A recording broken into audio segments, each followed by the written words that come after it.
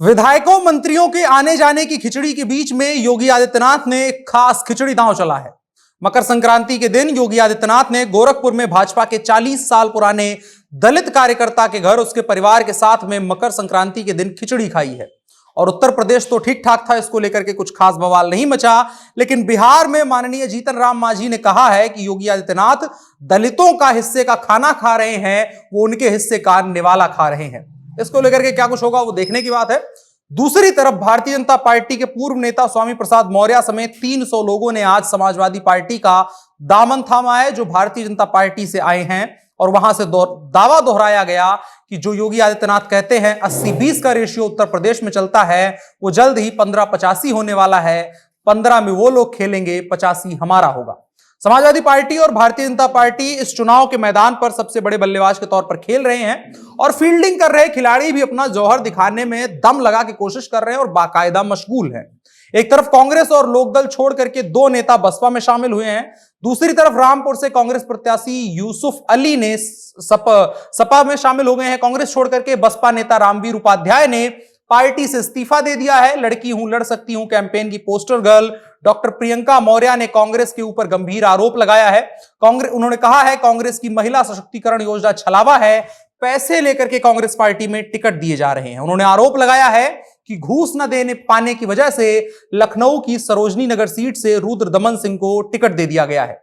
कुल मिलाकर के जिसके पास जो तीर तलवार बर्छी कमान फूल फल सब है, सबका इस्तेमाल 2022 के उत्तर प्रदेश विधानसभा चुनाव में कर देना चाहते हैं। और हम भी आज जनता जंक्शन शो में बीते कई दिनों की भांति उत्तर प्रदेश विधानसभा चुनाव में क्या कुछ घटित हो रहा है उस पर बात करेंगे। नमस्कार, मेरा नाम है अनुराग मिश्रा और आप देख रहे हैं जनता जंक्शन शो।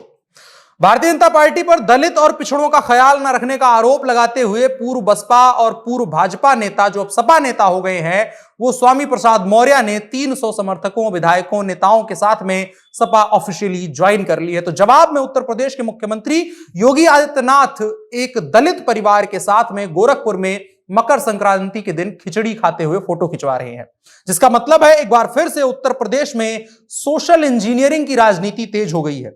सोशल इंजीनियरिंग सुना सा शब्द है, लेकिन सोशल इंजीनियरिंग के तहत कोई नट बोल्ट नहीं टाइट किया जाता है, बल्कि यहां पर जातियों के पेंच फिट किए जाते हैं।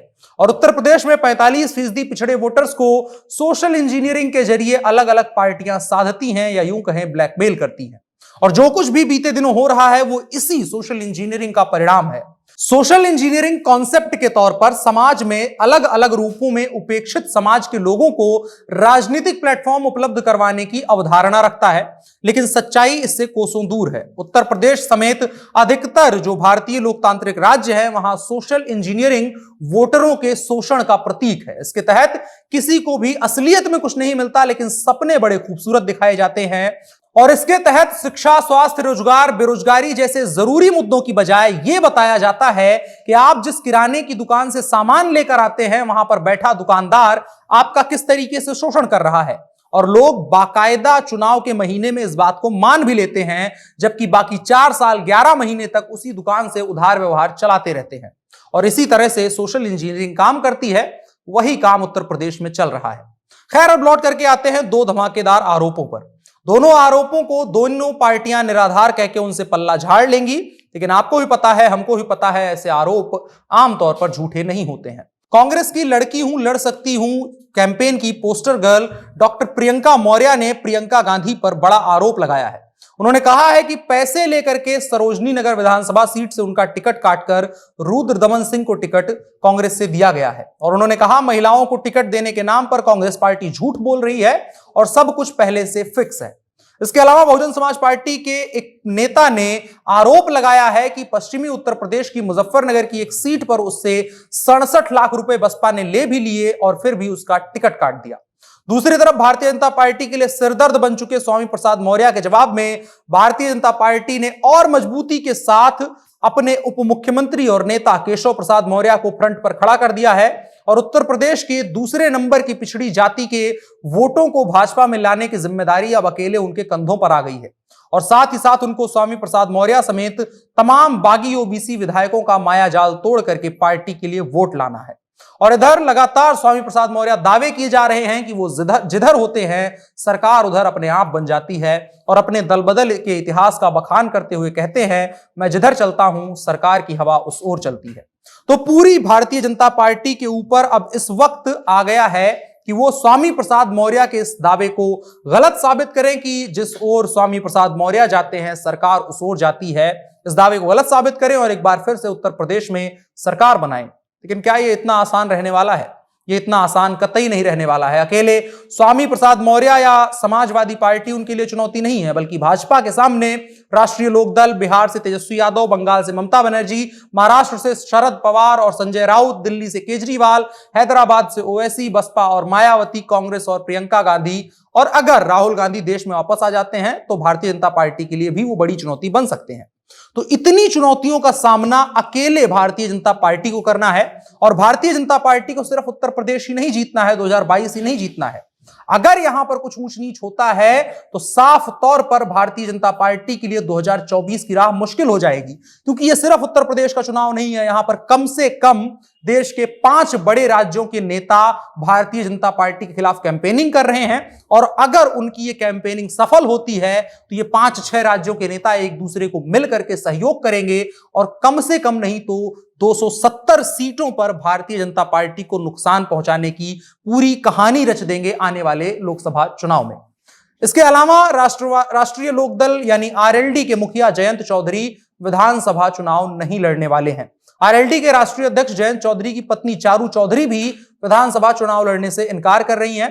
पार्टी के वरिष्ठ पदाधिकारियों ने बताया है कि जयंत चौधरी और उनकी पत्नी ने अभी तक चुनाव लड़ने की बात नहीं कही है, जिसका साफ मतलब है कि यूपी में भाजपा को हराने का दावा करने वाले जयंत चौधरी खुद अपनी सीट को लेकर के पक्के नहीं है। ये एक तर्क है, और दूसरा तर्क है कि जयंत चौधरी खुद को किंगमेकर की भूमिका में रख रहे हैं और आने वाले लोकसभा चुनाव की तरफ नजर गड़ाए हुए हैं, और अभी के लिए वो चाहते हैं कि वो एक सीट पर अपनी ऊर्जा ना लगाएं, बल्कि जो पूरे पश्चिमी उत्तर प्रदेश में समाजवादी पार्टी के साथ में मिलकर के उनको भाजपा को हराना है, पूरे पश्चिमी उत्तर प्रदेश में वो अपना असर डालें और एक सकारात्मक रिजल्ट हासिल करें।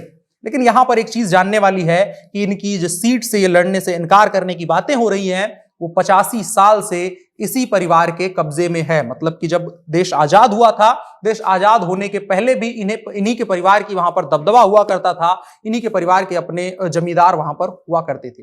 तो बड़ा सवाल है कि अगर जयंत चौधरी अपना बैक ऑफ करते हैं और कहते हैं कि वहां से चुनाव नहीं लड़ेंगे बल्कि पूरे उत्तर प्रदेश पर नजर गड़ाएंगे और पश्चिमी उत्तर प्रदेश पर नजर गड़ाएंगे, तो उनके कंधों पर अतिरिक्त जिम्मेदारी आ जाएगी, और जिम्मेदारी ये होगी कि एक सीट की बजाय कम से कम नहीं तो 30 से 40 सीटें उनकी पार्टी निकाले। पिछले चुनाव में उनकी पार्टी का अच्छा प्रदर्शन नहीं रहा था, लेकिन इस बार समाजवादी पार्टी को भरोसा है कि किसान आंदोलन के दौरान जयंत चौधरी की जो सक्रिय भूमिका थी, उसकी वजह से पश्चिमी उत्तर प्रदेश के लोग उनका समर्थन करेंगे और उनको वोट मिलेंगे।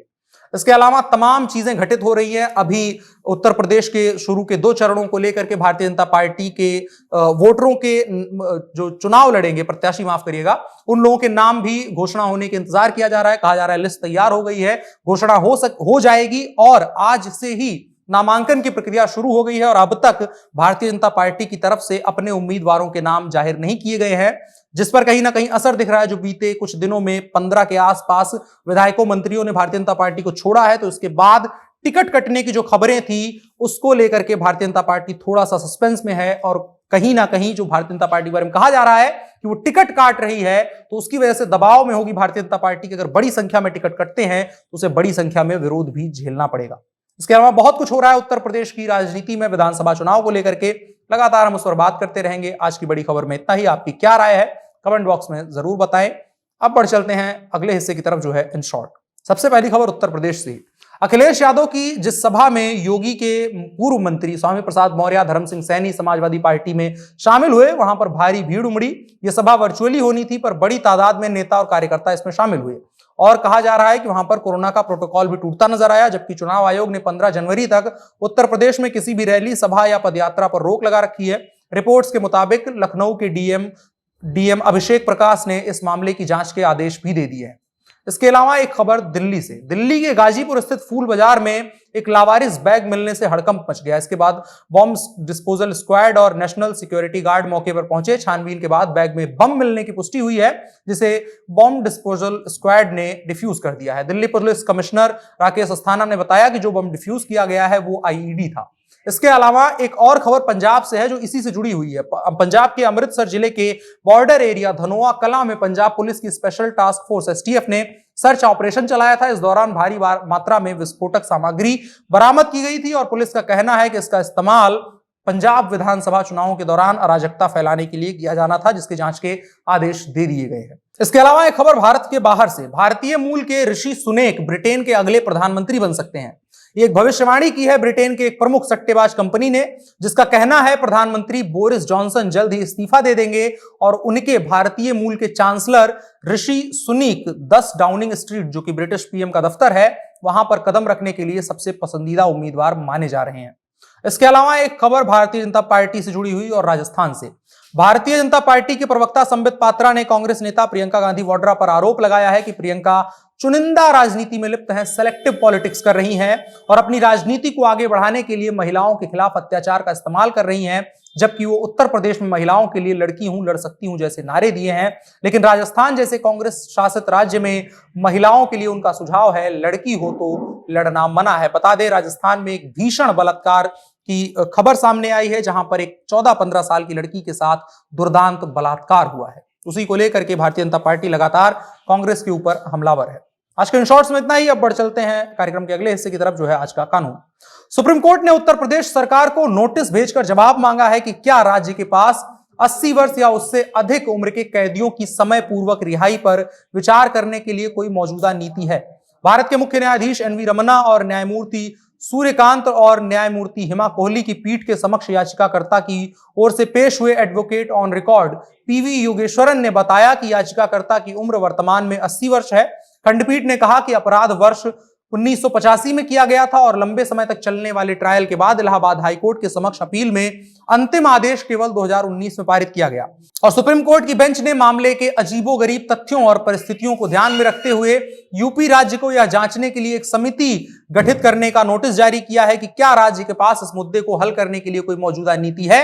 मामले की तात्कालिकता को ध्यान में रखते हुए बेंच ने उत्तर प्रदेश सरकार का जवाब मिलते ही रजिस्ट्री को इसे सूचीबद्ध करने का निर्देश दिया है। आज के कानून के हिस्से में इतना ही। अब बढ़ चलते हैं कार्यक्रम के आखिरी हिस्से की तरफ, जो है नसीहत। आज 2 दोहे हैं, एक कबीरदास का है और एक उनके बेटे कमालदास का है। कबीरदास का दोहा कुछ यूं है कि चलती चाकी देख के दिया कबीरा रोए, 2 पाटन के बीच में साबुत बचा न कोई। इसको लेकर के कबीरदास के बेटे कमालदास कहते हैं, चलती चक्की देख कर हंसा कमाल ठठाए, कील से जो लग रहा ताही काल ना खाए।